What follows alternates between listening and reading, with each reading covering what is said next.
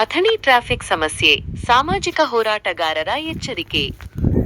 ಬೆಳಗಾವಿ ಜಿಲ್ಲೆಯ ಅತಿದೊಡ್ಡ ತಾಲೂಕು ಕೇಂದ್ರಗಳಲ್ಲಿ ಒಂದಾದ ಅಥಣಿಯಲ್ಲಿ ವಾಹನಗಳ ಸಂಖ್ಯೆ ದಿನೇ ದಿನೇ ಹೆಚ್ಚಾಗುತ್ತಿದ್ದು, ಅಂಬೇಡ್ಕರ್ ಸರ್ಕಲ್ ಬಳಿ ಸಾರ್ವಜನಿಕರು ಮತ್ತು ವಾಹನ ಸವಾರರು ಹೈರಾಣಾಗುತ್ತಿದ್ದಾರೆ.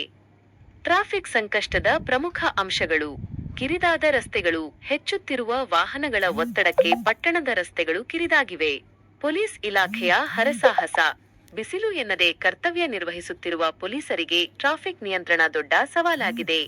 ಮೂಲಭೂತ ಸೌಕರ್ಯದ ಕೊರತೆ: ಟ್ರಾಫಿಕ್ ಲೈಟ್ ಅಳವಡಿಕೆ, ರಸ್ತೆ ವಿಭಜಕಗಳು ಮತ್ತು ಪ್ರತ್ಯೇಕ ಟ್ರಾಫಿಕ್ ಪೊಲೀಸ್ ಠಾಣೆಯ ಅಗತ್ಯ ತುರ್ತಾಗಿ ಇದೆ.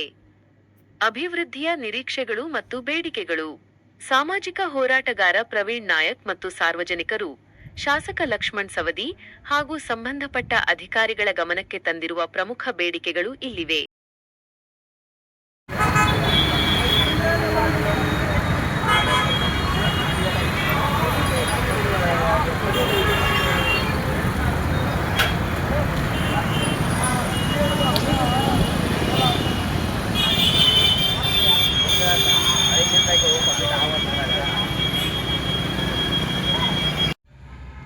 ಸರ್, ಈಗ ಅಥಣಿ ತಾಲೂಕಿನಾಗ ಪ್ರತಿನಿತ್ಯ ಟ್ರಾಫಿಕ್ ಸಮಸ್ಯೆ ಹೆಚ್ಚಾಗ್ತಾ ಇದೆ. ಪ್ರತಿನಿತ್ಯ ಇದ್ರ ಬಗ್ಗೆ ನೀವೇನು ಹೇಳಕ್ಕೆ ಇಷ್ಟಪಡ್ತೀರಿ? ಇವತ್ತು ದಿನದಿಂದ ದಿನಕ್ಕೆ ಒಂದು ಜನದಟ್ಟಣೆಯಿಂದ ಒಂದು ವಾಹನಗಳ ಸಂಖ್ಯೆ ಹೆಚ್ಚಿದ್ರಿಂದ ಇವತ್ತು ಟ್ರಾಫಿಕ್ ಜಾಸ್ತಿ ಆಗ್ತಾ ಇದೆ. ಇದರ ಬಗ್ಗೆ ಸಾಕಷ್ಟು ಸಲ ಪೊಲೀಸ್ ಇಲಾಖೆ ಕೂಡ ತಮ್ಮ ಕರ್ತವ್ಯ ನಿಷ್ಠೆಯಲ್ಲಿ ಶ್ರಮವನ್ನು ವಹಿಸ್ತಾ ಇದ್ದಾರೆ.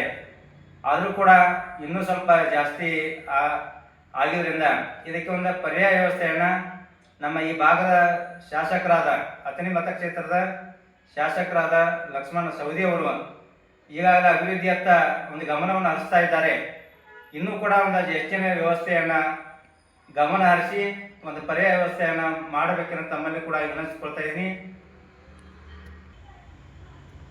ಟ್ರಾಫಿಕ್ ಲೈಟ್ ಹಾಗೂ ರಸ್ತೆಯ ಅಗಲೀಕರಣ ಆಗಲಿ, ರೋಡ್ ಬ್ರೇಕ್ ಆಗಲಿ ಸುವ್ಯವಸ್ಥಿತವಾಗಿ ಮಾಡಬೇಕು. ಯಾಕಂದರೆ ನಮ್ಮ ಪೊಲೀಸ್ ಇಲಾಖೆ ಬಿಸಿಲಿನಲ್ಲಿ ಕೂಡ ನಿಂತು ಆ ಜನದಟ್ಟಣೆಯನ್ನು ಕಂಟ್ರೋಲ್ ಬರುವ ಹಾಗೆ ಮಾಡ್ತಾ ಇದ್ದಾರೆ.